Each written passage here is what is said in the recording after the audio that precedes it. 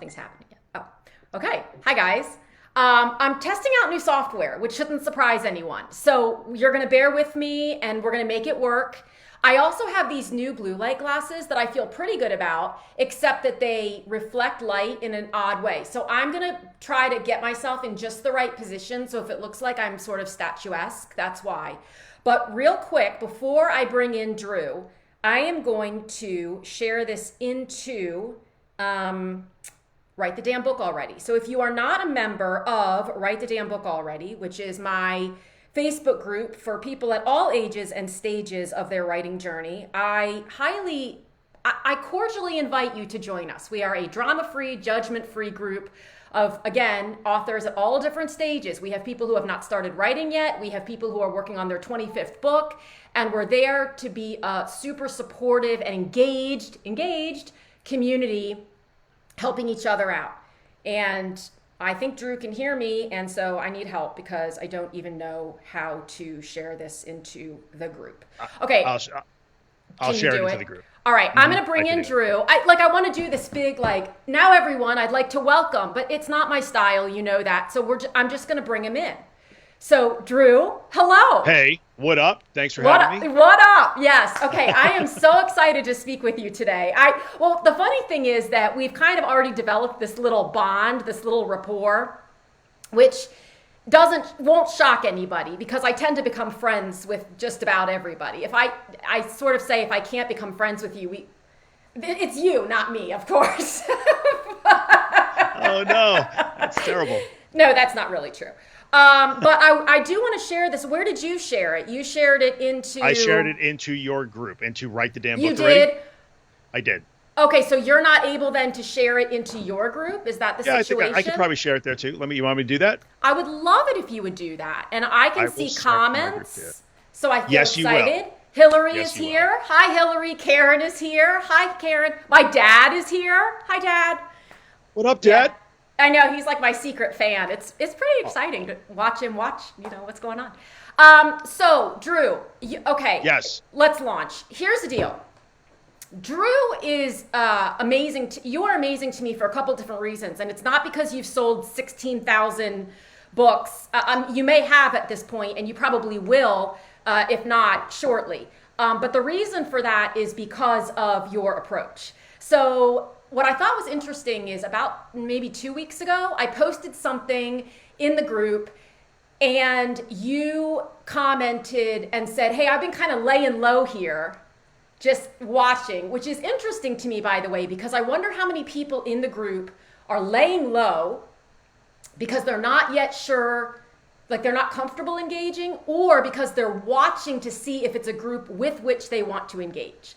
And either way, I want to honor that because I know it's not always easy for people to come out of the gate and be like, hi, I'm Elizabeth and I'm writing memoir, especially if they're not yet completely comfortable with the fact that they're writing a book. And further, we've gotten so used to groups being so big and so promotional and so not intimate that I understand that people like to kind of look and see what's going on here and do I want to be a part of this? So you commented, you did two things that I thought were really interesting. One is you commented and you said, I've been lurking. Those weren't your words, but you know. Right. And you said, I sold 1,100 books in 40 days with no launch team, no real marketing, etc. And I thought, okay, this is interesting. So I started communicating with you because, of course, I wanted to understand. Lots of times when people say that, I find out that their book was free. They didn't really sell 1,100 books. They gave away 1,100 books. Okay. Or, I don't know. There are all manner of things that come out of the woodwork where you're like, what? But then what was interesting is you sent me a private Facebook message and you said, how much do you really want me to go into detail? Because I don't want to make people feel badly if they haven't yet reach this pinnacle. And then I was like, Drew is going to become one of my people because you're actually the exact person I want to talk to for that reason. Because you do care about, you're not looking to just brag and boast, and you want to be conscious of where other people are in their journey. So that's when I started doing some research into you, and now I have an entire page worth of data and questions to ask you. So Would you let everybody know a bit about yourself, just how you got started as a writer, what you do? Are you part-time, full-time in this space? Sure. Okay. I am kind of like Hillary's here. She's my editor. Yeah. So Hillary calls me like the accidental bestseller, which I kind of feel like I sort of am. I stumbled into this absolutely accidentally.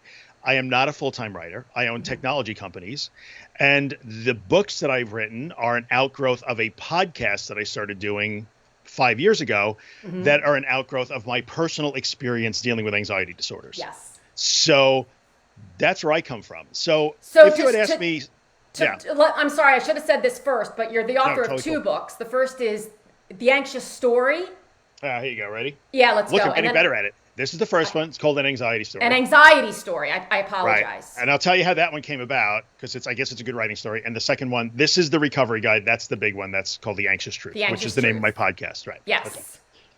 Okay. So, I'm a complete accidental author. If you had asked me 6 months ago, who are you? I would have said, I'm a technology guy that happens to have a podcast and I'm writing some books. Now I'd probably say I'm a podcaster and an author that also happens to own technology companies. So things in my life are really in a weird place right now. So what's your credential for being an anxiety guy? Living it. So I have no official credential. First, and I say that first and foremost, I have no PhD, I have no MA, I have an undergraduate minor in psychology, which actually like qualifies me to run the cappuccino machine at Starbucks. It's not a thing. I absolutely acknowledge that. This is a thing that I lived, and the first book talks about this, for 20-something years of my life, from 1986 down to 2008, 2009.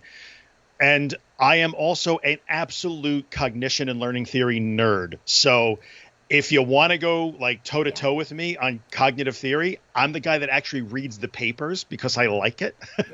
And I just surround myself with some super smart people and things that I don't know about, and I learn from them. So I'm just a messenger. I didn't invent anything new.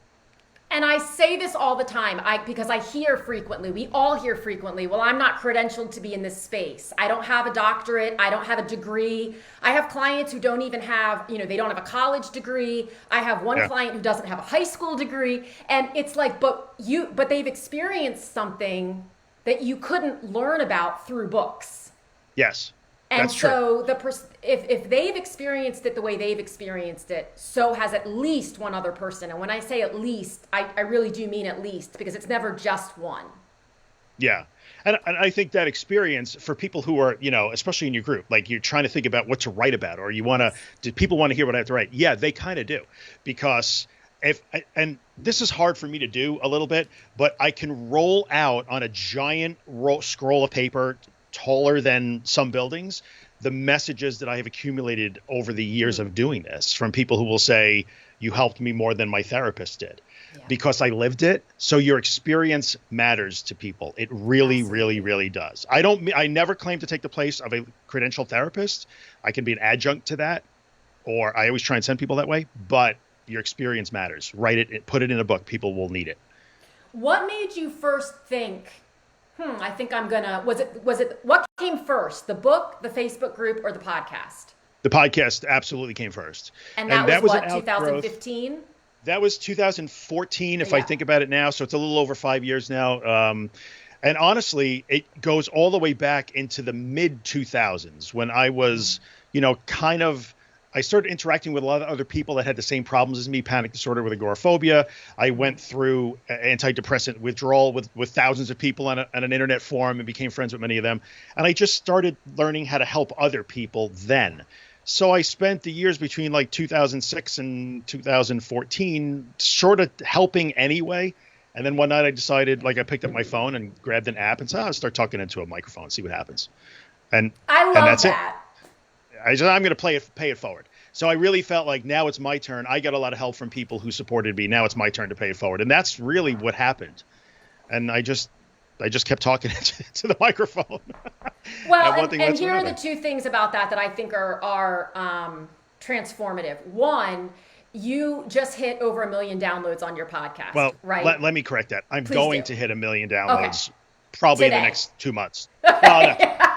Very shortly, I would say. Okay. Yeah, but it's growing like this, exponentially now. So many people would post just that piece of data. What they wouldn't say is, I've been doing this now for 5 to 6 years. So you've grown to that point. The other thing that I love is that people will say, well, I can't do a podcast. I don't have all the right equipment. I don't have all the right lighting and cameras and the microphones and the setup and the this. And you say, look, I just grabbed the phone and started talking. Right. Just speak. I mean, just speak. Shameless plug. Like, I'm actually turning half of my company into a podcast production company. Correct. Because of that. Yes. Just speak. Yeah. Don't be afraid to start talking. Okay, so you started the podcast now, which is also called The Anxious Truth. Yeah. And it's excellent, by the way. So I've shared with you and I've shared with my audience. I mean, I battle anxiety. I don't have, the way I say it is I don't have anxiety, but I feel anxious from time to time. Mm-hmm. And so I was thrilled to find out about your podcast. I've listened to one episode now, and just because that's all but it gets on download. I'm subscribed. Hey, there you go. There are a couple things I love about it. One, you are very transparent about, look, I'm not a therapist. This is just me. This is me putting my experience out there. Mm-hmm. Secondly, they're short. Yeah, I learned that lesson. I mean, some of your most recent ones, when you do interviews, are a little bit longer, understandably. Yeah. Yep. But, No, I learned the lesson pretty quick that when you're podcasting, shorter is better. And I learned that lesson on YouTube because YouTube will show you your viewing stats. And once you get past about 20 or 30 minutes, so did you put the episodes on YouTube as well? I have, some people know me from YouTube, although I really make no effort on YouTube. I would say there's 118 or 19 podcast episodes now, and probably 50% of them are also YouTube videos of some kind. But I stopped publishing to YouTube consistently in the last year, but they're out there. But YouTube taught me that an hour-long video and an hour-long podcast, that's no bueno. Nobody wants that. Yeah, it's hard. It's hard to carve that time out. And what's interesting is that sometimes if you have 10-minute podcasts, people will actually listen to 6 of them in a row. I say this about chapters sometimes too, because people are often saying, should my chapter be longer or shorter? Well, I can't give you a definitive answer to that unless I look at the chapter and figure out your context. But there is something to be said for shorter chapters or broken out, because if people are on a roll, they'll think, okay, I just got to see what happens in the next chapter, and it's only 3 pages or 5 pages long, so I can do that. Whereas if they looked at the next chapter and it were 25 pages long, I'll do that tomorrow. So when you first started recording, did you have any listeners? Well, I assume that I was talking to nobody. Right. So if you're going to, which I was, I'm sure I was. I mean, so podcasting is a weird thing. It's like, I'm going to start talking about this thing. And I had a rough idea where I was going to go with it. I started making episodes, and I figured out how to upload it to iTunes. And I'm a technology guy, so it was easy for me. But I have no idea. Like, I don't know if anybody's listening or not listening. I don't know how they were going to find me. So I was able to say it to, the whatever 50 or 60 friends that I had online that we talk about anxiety issues. So they were the first listeners, I guess. And then the algorithms kick in, and over time you just build an audience and an audience and an audience. That's how it worked for me anyway. But I'm sure I was talking to nobody. How much did you focus on consistency? Did you hold yourself to a certain number of per week? Okay. None. To be honest with you, for the first 4 years of the podcast, I was incredibly inconsistent. Like, I would go on streaks where I would publish once a week or every 2 weeks, not by plan, just because I had a lot to say. Mm-hmm. Then I think my longest hiatus was I went almost 8 or 9 months without producing any new content. Then I shot a couple of videos and I put them up and I released them as podcasts. And there was such a big response at that point because I had already started the Facebook group that now I do publish once a week. So how do you remain, so at this point with the number of subscribers you have and et cetera, how do you continue, because the number of podcasts in existence is enormous. Okay. Yeah. So we find what we find either through sheer luck, coincidence, or in the way that I found your podcast. Somebody refers something, somebody links to something, and how do you not panic about or feel the pressure of how do I get this out to more and more and more? It's a good question. How do I panic, or how do I not panic over that, or not feel that pressure? Right? How do I not panic about, like, oh my God, how am I going to grow my audience? I didn't start it to grow an audience. Like, I truly did not start it that way. I had no motive of turning it into a business. I didn't need to build a brand. I didn't give a rat's ass what I sounded like in plain English. Like, I just was saying things that I knew to be true about this disorder and what helped me, and then what I thought would help other people. And it just organically grew from there. So I'm pretty sure that my audience grows absolutely organically through word of mouth. People link my stuff, people share my stuff. And like, I have a lot of really great reviews on iTunes. So I guess it surfaces the podcast in a certain way. In a certain way. Yeah. Well, I have a saying about impact and money. So if you want to make an impact, make an impact. If you want to make money, make an impact. And I think that it's, you know, when you go into something with the right intentions, which is to help other people, not the money follows, and it doesn't it usually doesn't follow in 5 minutes.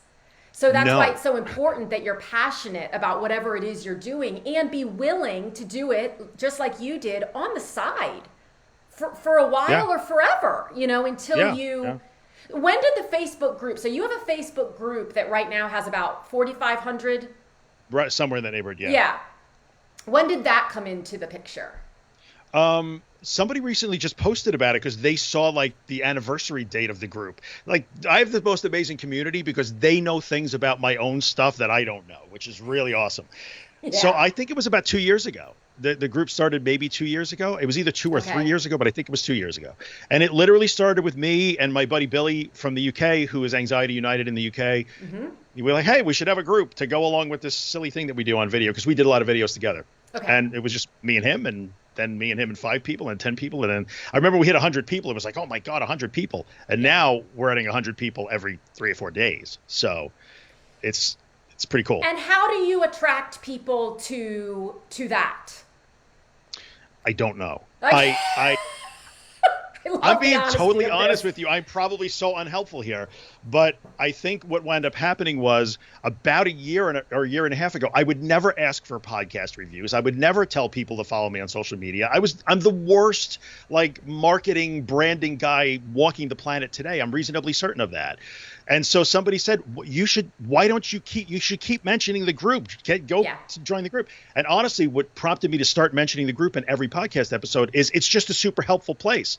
So I found that if you want to ask a question about what you're listening to, please go join the group. Otherwise, I'll be buried in private messages that I can't answer. And so it was purely a practical thing. And it's not helpful. That's why I started the group. I want people to see the answers that I give. Yeah, exactly. Because there are two things that aren't helpful. Number one is you're just giving the same answer over and over and over and over again, which is not scalable. But the second thing is your answer is only one answer.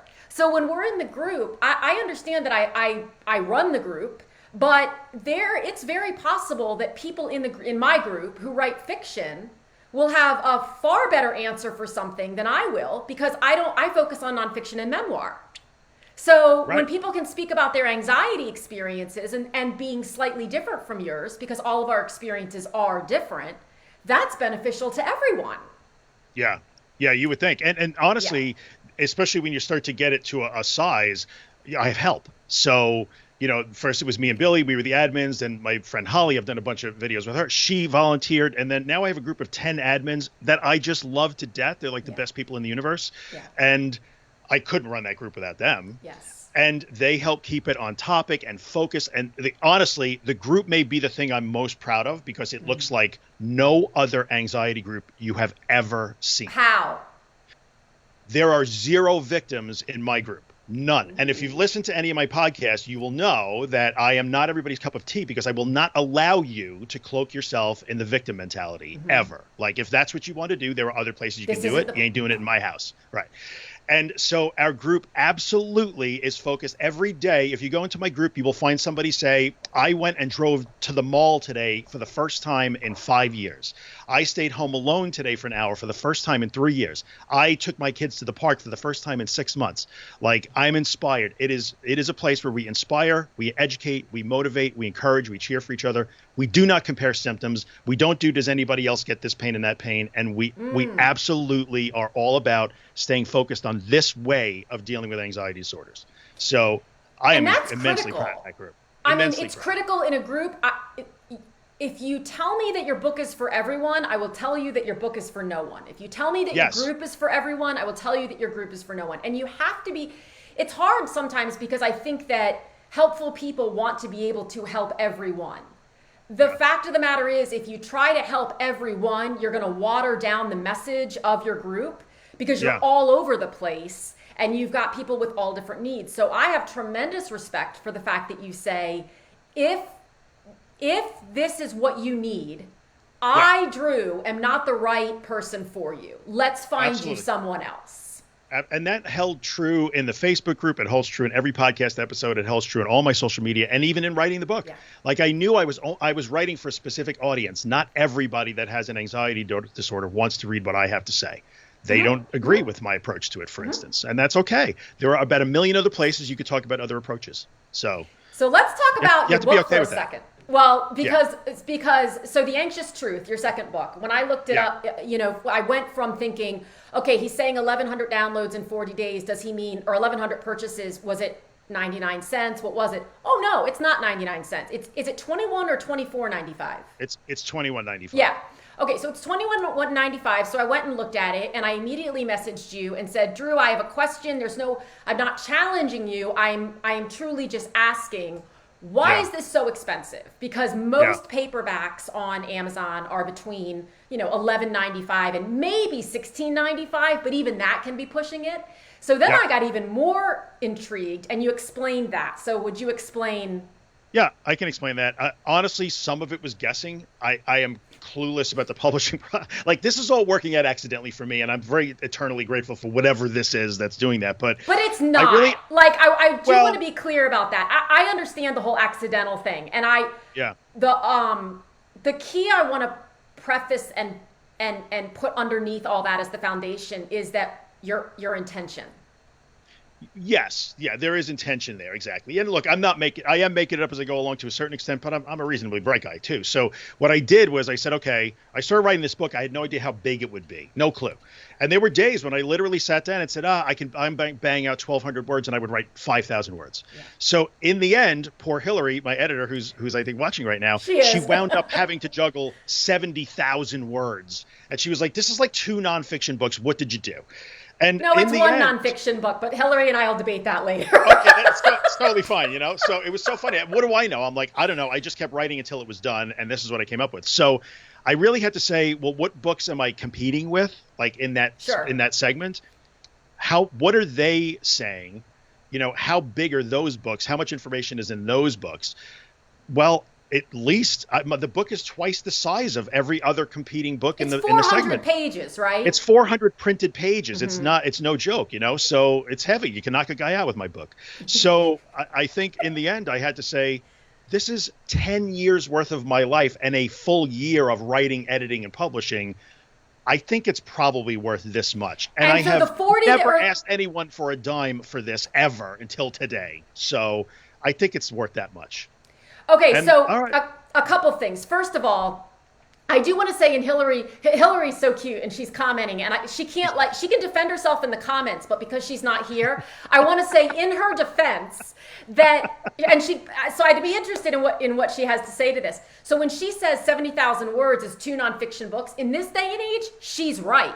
Because most people who are writing nonfiction with the intention of promoting a business or a solution or a product that they sell, they're not looking to write a 70 to 80,000 word book. They are right. In fact, my minimum for my clients is 40,000. If your book is under 40,000 words, it's a pamphlet. It's not a book. It's a pamphlet. Yeah. So call it a pamphlet because it affects your credibility down the line if you don't. But that's fine. If you're between 40 and 50,000 words, that's really the average right now for nonfiction. So for you to get to 70,000, I mean, well, thank you. Thank you. honestly, but and what you just said, Elizabeth, is like important because a lot of people told me that. And I searched for multiple editors before I hooked up with Hillary, and she's been awesome for me, and I love her to death, as I'm sure you would be, or anybody who's good at this business. But everybody, without a doubt, said exactly what you just said. No, you don't write a book to write a book. You write a book to become a speaker, a coach, a whatever, to promote your webinars. No, no, no. I wrote a book to actually write a book. They're not mutually exclusive, though. Right. I wrote a book to teach people with a book. I didn't write a book so that I go on a speaking tour at all. Like, if I never speak a day in my life, I'd be totally fine with that. You'd be totally fine. Totally well, and fine. Here's the thing. So, okay, so the 1,100 books you sold were at $21.95. Can I confirm that? Okay. You can. Yes, that is true. So for everyone who continues to say, if I just drop my price, will I sell more books? Can we all just, can we take a moment? No, like, it's not about the price of your book. Now, if someone pays $21.95 for your book and it's a pamphlet, they're not going to probably buy anything from you again. I mean, this is a whole other path that we can go down. But the thing is, and what I work with my clients on is this: if someone only buys your book, will they benefit? There are people, Drew, and you know this, who, let's say that down the line you were to put together a $2,000 course. I'm making this up. I'm not pigeonholing you. I'm not doing anything. That's totally fine. But let's say that you did that. Yeah. My belief is that there are people who will not be able to comfortably invest in a $2,000 course, but they can invest $21.95 in your book, and they should be able to get transformation from that $21.95. Yes. And maybe it's not to the level that they would get if they worked with you one-on-one, or if they did a group program, or if they came, they flew to another state to see you speak at an event. Yeah. But that book is not merely a business card. That's one of my least favorite things that is spoken of in the industry. It's like, this is the new business card. No, this has to have value. Yeah, no, my answer to you would be yes, absolutely, the book will stand by itself. Now, it also happens to come with a podcast with 119 episodes and a Facebook group and all that stuff, which is all free, and take advantage of it. So you get the benefit, I think, of reading the book and being able to discuss it with other people who are reading it and talking about the same concepts and all that stuff. So that's cool. But no, you don't have to. I'll be honest with you. In this space, it is a bit of a pet peeve of mine because there are other books out there that are designed to go with coaching services and apps. And like, I would hope that you read my book and be able to give it to somebody else who needs it. Give it to somebody else, like pass it down the road. As opposed to, I do know that there are people in the anxiety space, in the mental health space, that want you to read the book so they could be your coach for 5 years. Correct. I don't want to see you 5 years down the road. I would love it because we could be buddies, but I want you to be better, when you do the work in the book. So, and I love it stands alone. I love that you just said that because, and for anyone who thinks I'm interrupting you, Drew, there's like a very slight delay. So that's fine. Just to be clear, I'm not trying to, you can say, Elizabeth, I wasn't done yet. Zip it. No, totally fine. You can give me the Ross thing. I find myself doing that a lot lately. But there's another hand gesture from friends that I find myself doing a lot lately. I'll let you, if you can think of what it is. I can't think of what it is. Okay. I'm not going to do it. I don't want to offend anyone. It involves, never mind. So someone wants to put in the comments. Now I lost my thought. So remind me where we were. We were on the book stands alone. It's not a business card. It doesn't need an app and coaching and all that, webinars to go with it. Yes. Okay. So my philosophy is, when I work with people, and this is shameless self-promotion because this is not about what I do, but when I work with people, at some point, if they are not done with me, if their book isn't written, I haven't done my job. So my goal is to actually have you leave me. Yes. Now, to your point, I hope we stay connected and friends. And I would love I love it when people come back 2 years later and say, I'm kind of plateaued. Can we do a strategy session or something like that? That's cool. Yes. But if I can't get you past the mindset blocks and the limiting beliefs that are keeping you from writing your book, I'm not, there's nothing to be proud of if I keep you as a client for 3 years. I couldn't agree more. So it's kind of like, yeah. I'm firmly rooted. My approach to anxiety disorders is firmly rooted in cognitive behavioral therapy and its variants, and those are not long-term therapies. So it starts right from there. My approach to the disorder is more of a short-term intervention than anything else. So no, I cannot imagine that I could turn this into a 4-year relationship with some individual that's going to wind up putting $5,000 or $6,000 in my pocket. It actually seems very distasteful to me, to be honest with you. That's a personal opinion. I'm not going to pick on anybody who's doing it, but I kind of am gonna. Yeah. Because that's. I mean, I think it depends on what's being talked about and what people's needs are and how much they're willing to and able to invest.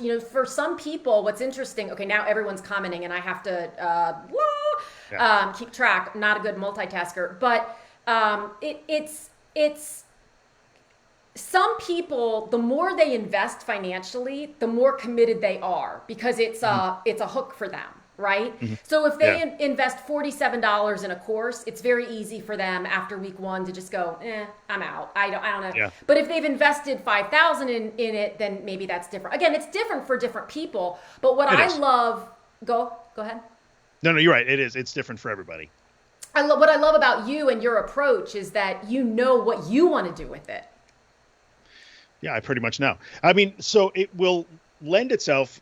The book was actually written as a course, to be honest with you. And, I mentioned to you somebody that I know you hold up in very high regard that I don't know very well, but I got the idea of the organization of the book from listening to Amy Porterfield, who I only listened to maybe 5 of her podcasts. One of them launched this book, as it turns out, because people were telling me for years, write a book. And I would start a little bit and try and outline it, couldn't do it. And it was actually one of Amy's podcast episodes that, that's how I have to outline this book. What were your fears or your hindrances about writing a book? What were the reasons that you felt like you couldn't do it? I didn't have any fears that I couldn't do it. I wasn't quite sure how to do it. And I had to come to the conclusion that every time I sat down to write, I had this mindset where I had to write the whole book at one time. I need to tell you everything that I know about anxiety disorders right now. It all has to come out right now, which is ridiculous. Like, you can't write a book that way.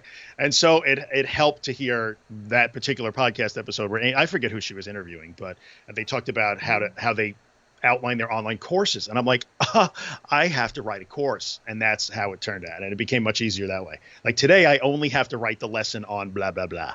Yes. It was much easier that way. I didn't have to write the whole book at the same time. I wanted it to all just somehow miraculously show up on 400 pages, and it doesn't happen. And plus you have so much in your head that you want to get out, and there's an overwhelming sense of how do I get all this out. So Jay Floyd just made a comment I was just thinking something similar. He said it's not an ebook written by a non-expert. He's speaking about your book. It's a manual that is genuinely transformative for its audience. It's a textbook. It's actually cheap for what it is. So the last part, it's actually cheap for what it is because I love that. In the book space, we think $21.95 for a book.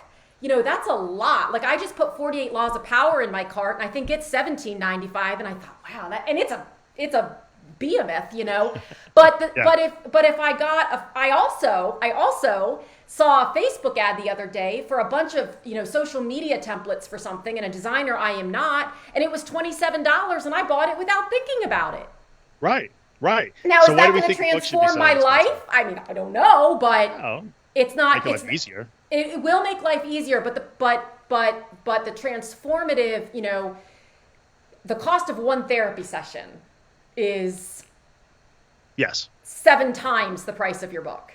Right. And I think also we should probably, look, you're the one doing the interview, but if people are writing in the process of writing and publishing right now, when the book gets that large, so the Kindle version of the book is only $9.95. Because, you know how the Kindle thing, where you go over $9.85 and their royalty goes through the roof. It's crazy. Like, they get penalized. So, correct. But who cares? Because it's electronic. It's just bits and bytes. I don't care. Yeah.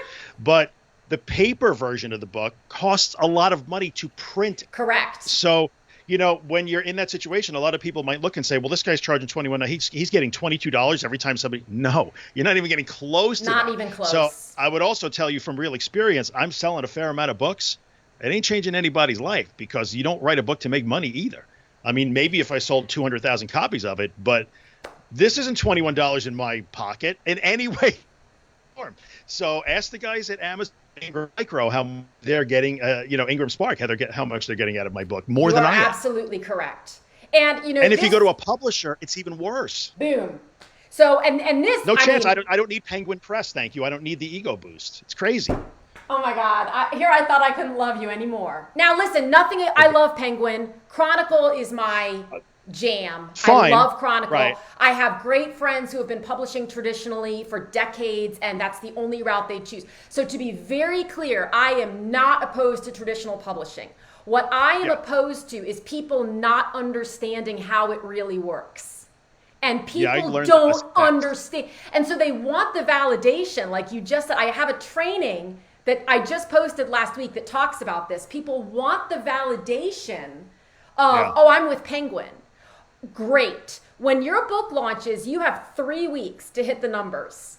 And if you don't have Penguin anymore.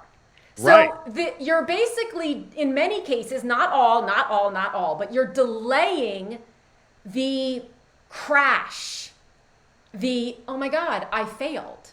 You're just delaying it. And so what I love about indie publishing, self-publishing, say it however you want to call it, whatever you want to call it, you go out and make it successful, which, by the way, you're going to have to do even with Penguin. They are not going to market for you. People do not buy books from publishers. They buy books from authors, and publishers do not do your marketing for you. Even if you're a celebrity, they do not do your marketing for you. So you go out and make it successful. And then you know what? When you can do that, the big 5, soon to be big 4, will potentially come calling. But then you have some leverage to play with.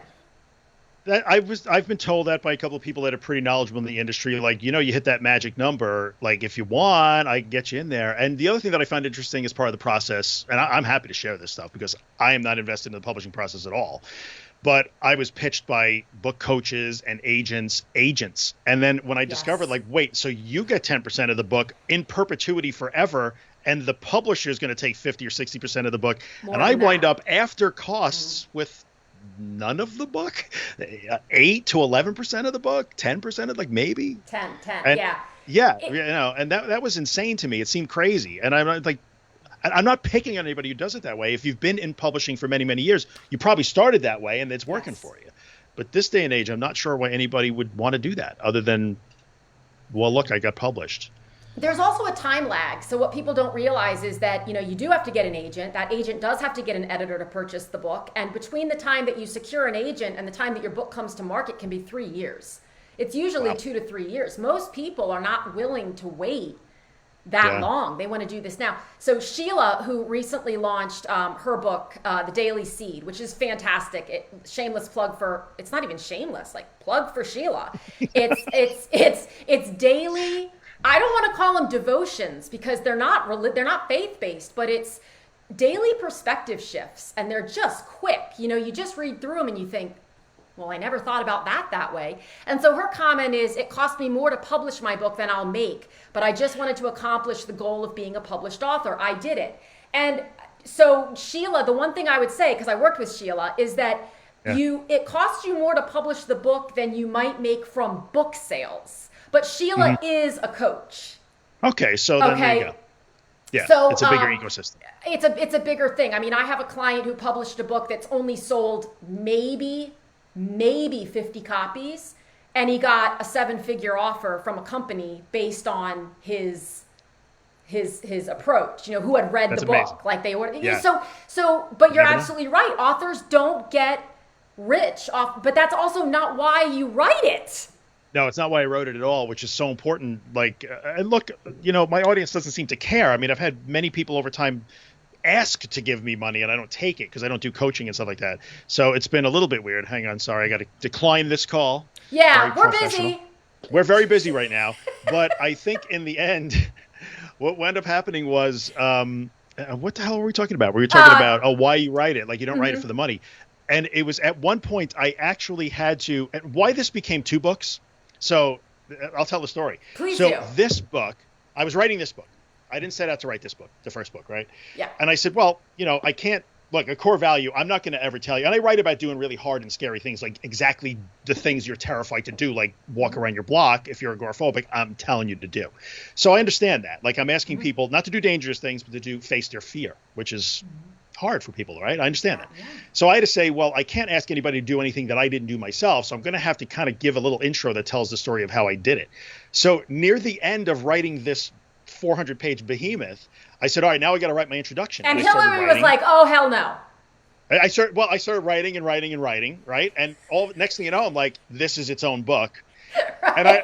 And I'm like, can I send you the first book? And she's like, what first book? What is this blasphemy that's going on, right? So I kind of ambushed her a little bit. That's true. But she was a trooper about it. And in the end, the first book taught me the publishing process.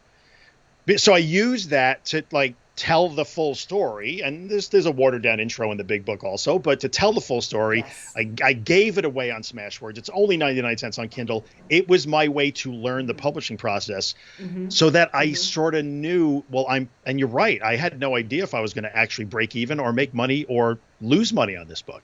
It cost me money to make this book. To figure this out. Yes, to figure it out, to hire people like Hillary, smart people, and buy ISBNs, and hire a cover designer, and that costs money, and all that stuff costs money. It all costs money. I mean, there are ways to do it. There are corners you can cut, and there are corners you cannot cut.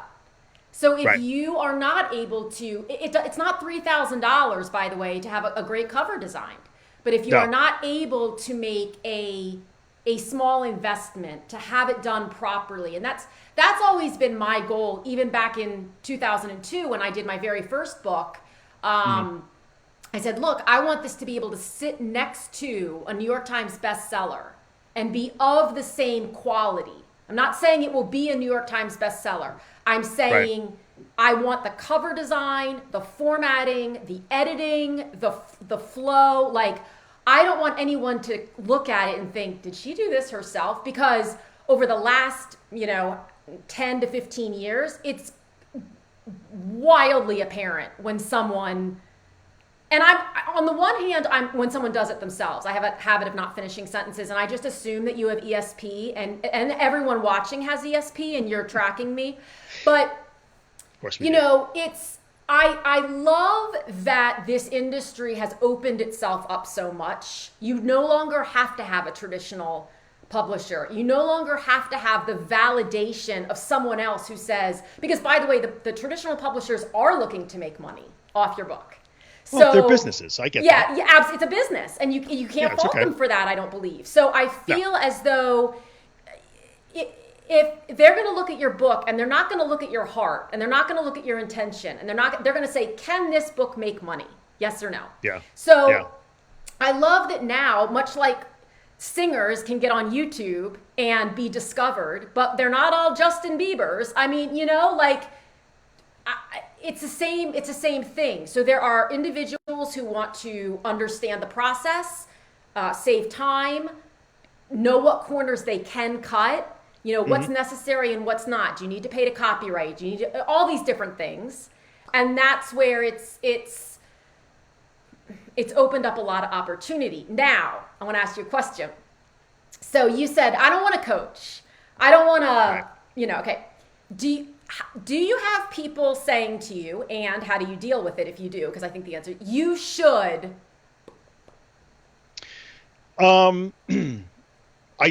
Okay, here's the answer to that question. I don't ever ask for that advice because I know what I want to do. I'm pretty clear with my intention is I'm good with it. I'm solid with it. I like me. I'm good. So I don't ask for a lot of advice. Like, could you please tell me what to do next? I'm not that guy. I do have people that will offer the advice anyway, and they're always encouraging, and I love them and I appreciate them. But yes, I get told all the time. Like, I basically get compared to other people that are in my space. Like, why don't you do this thing? Look at look at that guy. Look at that guy. Look at that guy. Well, I don't know. I'm not drawn to do that thing necessarily. So yeah, I get people that they never tell me I should. They just say like, you could. You could. Or I get a lot of people, and they're lovely people, and I appreciate their support, that say, if you decide to do this thing, I will sign up immediately with you. Like, I'm waiting for you to do this. And that's so nice. It's like really, it's very nice. It is. They would trust me to do that. And I have to at least think about it because of just the sheer number of people who are now asking me for this. Yes. So maybe the universe is telling me a thing. I don't know, but I will let that get crowdsourced. Like I crowdsource almost everything now.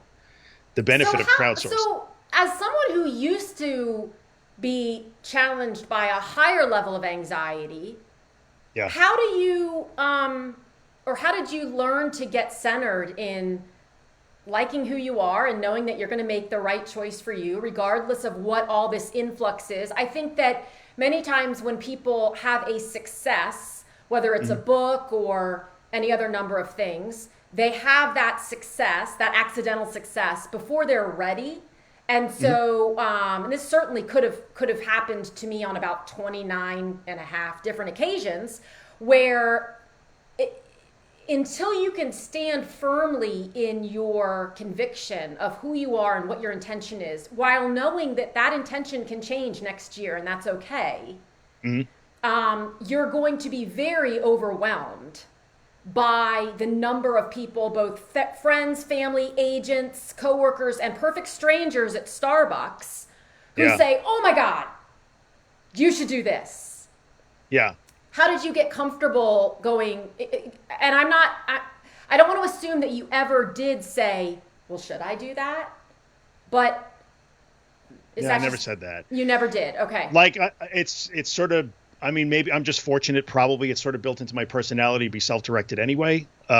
So I don't really find that I get terribly influenced by that. Okay. I never find it. I find it strange so often in my life now. Like I can't believe that I actually have these things to think about right now. And sometimes it feels strange and wonderful and just odd. Like didn't expect this coming.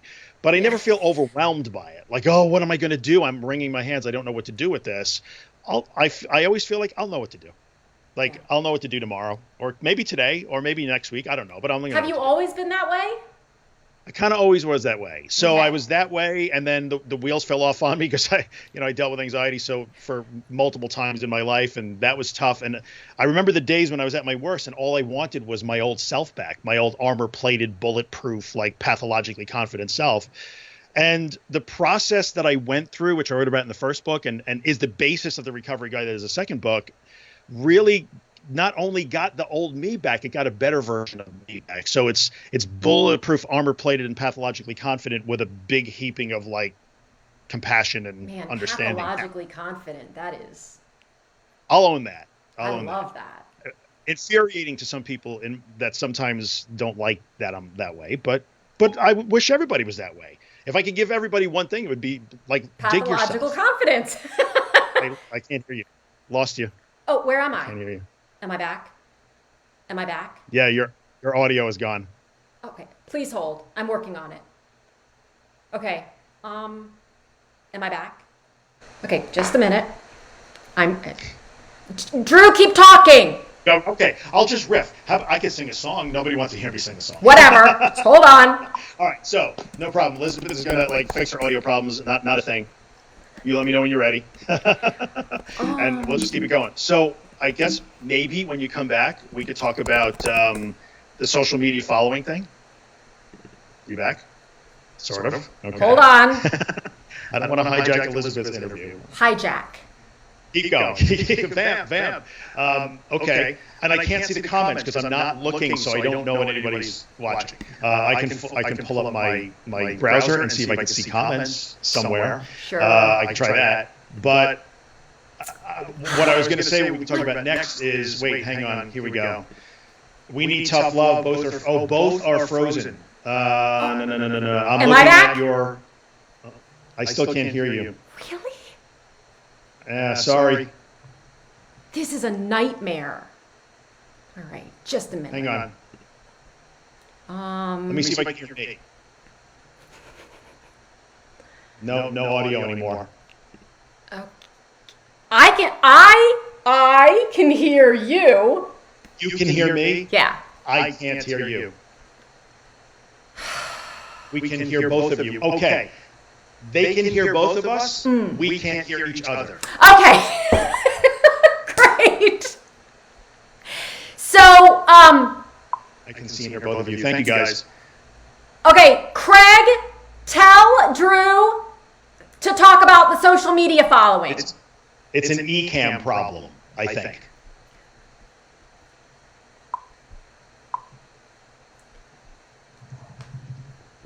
Yeah, Hillary, we got a situation. Okay, somebody, I need technical help. Okay, Drew says it's... Let me see if I change my headset setting. Hang on. Okay. Camera, mic, MacBook Pro. Speak, Elizabeth. Hello? Okay, I can hear you now. Can you hear me?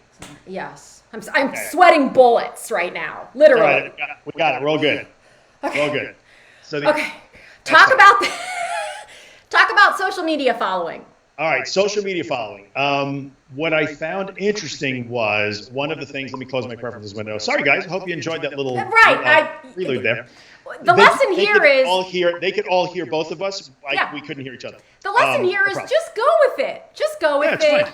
That's fine. We're just gonna wing it. Yeah. So social media following. What I discovered was one of the things that fueled people who did want to do the agent thing, I can get you to publish the thing, is when they saw the social media following that I had.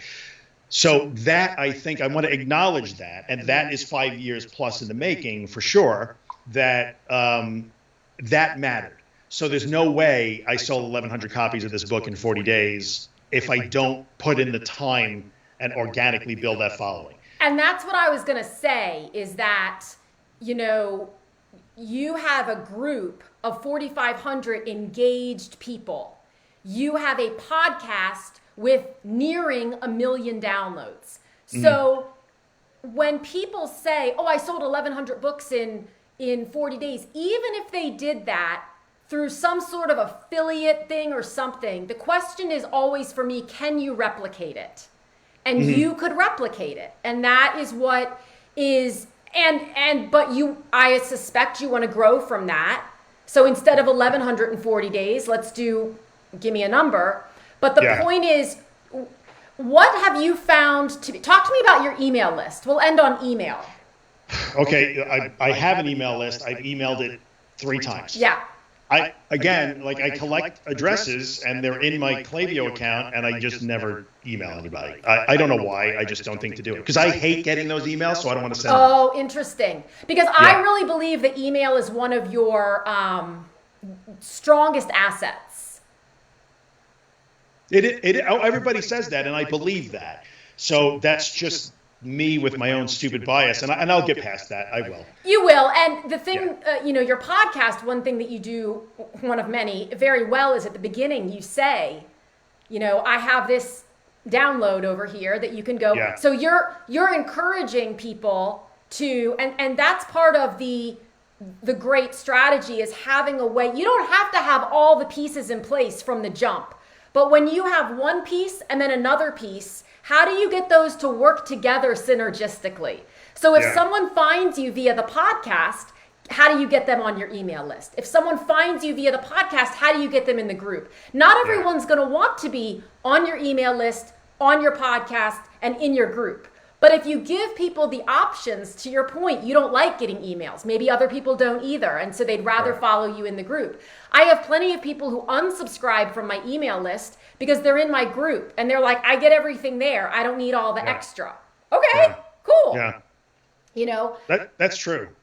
I cannot stress enough, though, how, because I have had people ask me this, I can't stress enough how none of that matters unless you are actually being useful. None. Oh my God. 0.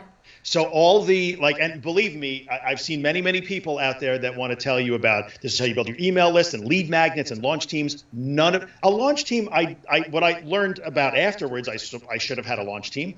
You can launch team. Fine. Well, a launch team can game the system and you can get that initial, hey, look at all this, and I hit number 1 and blah, blah, blah, and that lasts for 3 days and it's over. But email lists and lead magnets and launch teams are pointless if you're not actually being useful. So if you're writing, make sure you are being useful. When people say, I want to be a best-selling author, I always ask them what they mean by that. Yeah. What I want to know is, do you want to make a lot of money or do you want to make a big impact? Is what you're saying by being a best-selling, because there are best-selling authors living in alleys, really. And there are authors you've never heard of living a very comfortable life, doing what they love and helping other people. So I the concept of I want to hit #1 on Amazon, and you put together a launch team and you target influencers and you go after all this garbage and you hit #1 for 30 seconds, but then you have nowhere to go. You have no one to communicate with. Right. You're a flash in the pan. And that's not my lane, if you will. Like, that's not my business model. Right. So you're absolutely correct. If you're you never want to wake up on a Thursday and say, oh crap, what am I going to send out to my list today? I'll just skip the whole week. If I have nothing to say, I will just, same with Facebook. If I don't, some weeks I have 5 posts, some weeks I have none, it's because when someone sees, and I don't know that this is always true, but when someone sees an email from me or sees that I've posted or sees that I'm live, I want them to sort of know that it's going to be valuable. When I go and get in the car, if I ever get in the car again, and listen to your episodes of The Anxious Truth, I know I'm going to get something out of those. Well, I would hope. That's why I do it. And in the end, the best advice I could give is, I think of a guy, Gary Vaynerchuk, who I can't do the Gary Vaynerchuk thing, but I can't. Yeah, oh my gosh, I can't do it. I feel like this is going to be our first fight. Okay, so here's the deal. Like Gary Vaynerchuk, I tried for a little while, but I know that he's changed recently, so I'm not giving him a fair shake. He was that hustle culture guy, like, too bad I work 27 hours a week, you should too, or F you. Like, and I'm like, this is ridiculous, really? Plus, I'm sorry, he did start with a very successful liquor store, even though he wants to tell you that it was making no money and he built it all himself. That's sort of BS. But the point is, he did that whole jab, jab, jag, left hook, jab, jab, jag, left hook. So that's what you got to be doing. You got to be adding value all the time, and then you can slide in like, hey, buy my book. Mm-hmm. I truly believe that you have to be willing to jab forever and never throw a left hook. If you think that your job is to only wait till to be able to throw the left hook, which is, hey, can you buy something from me? Don't do this. Don't do it. Don't do it. Don't do it. I support what you have just said 1,000,000%, even though that's not technically a thing. When Gary was in his hustle, hustle, hustle, grind, grind, grind, never sleep, never spend time, I was like, enough. That's literally part of why I wrote Enough, because if I have to hustle my way to happiness, it's not happening. But he has changed his tune. I know. And he started whitewashing, like by having Jay Shetty on and those folks. And I could talk about that stuff for ages too, because, but anyway, his left hook, I don't mind the jab, jab, jab, left hook. I understand that. And I'm not taking anything away from anybody who's if you're trying to make money by having people pay attention to you, which he talks about all the time, you have to be willing to never make money from them. Then you probably will, but it's hard. Better find some other way to pay the bills. It's so hard. I mean, we could talk about this for days, weeks, months, and years. I mean, really, because there's so many misconceptions about all of it. There's so many misconceptions about what the Gary V's and the Rachel Hollises and the there's Marie Forleo, who I adore, Amy Porterfield. I'm like, why the hell have you not written a book, right? She's had people say, right? But there are so many misconceptions about what it's like to be them. Yep. And I think that everyone has to just step back and stop worrying about what everyone else is doing. Just how can you provide value? Yeah, in the end, I think there's such a thing as too much coaching or whatever you want to call it. Like, in the writing space, I did observe that a lot of people could get so caught up in what this author coach or this person or this entrepreneur coach is telling me to do. Like, just do what's in your heart and what you know is right. And people are afraid to make a mistake. Or it might not. Yeah, or it might not be successful. That's possible. So there's no way to get coached into a guaranteed success in anything we do in life. So I always, if anyone could coach someone into a guarantee, they'd be charging 25 times more than they are for anything. There's no such thing. But as humans, I feel like, our ego wants someone to blame when something goes wrong. So if someone says you should do this and you go do it and it doesn't work, you can say, well, I mean, this smart person told me to do it, so of course I did. It's not my fault. And that's just a part of growth as a human being, whether it's in your business life or your personal life, I think, where you just have to kind of be willing to get pathologically confident.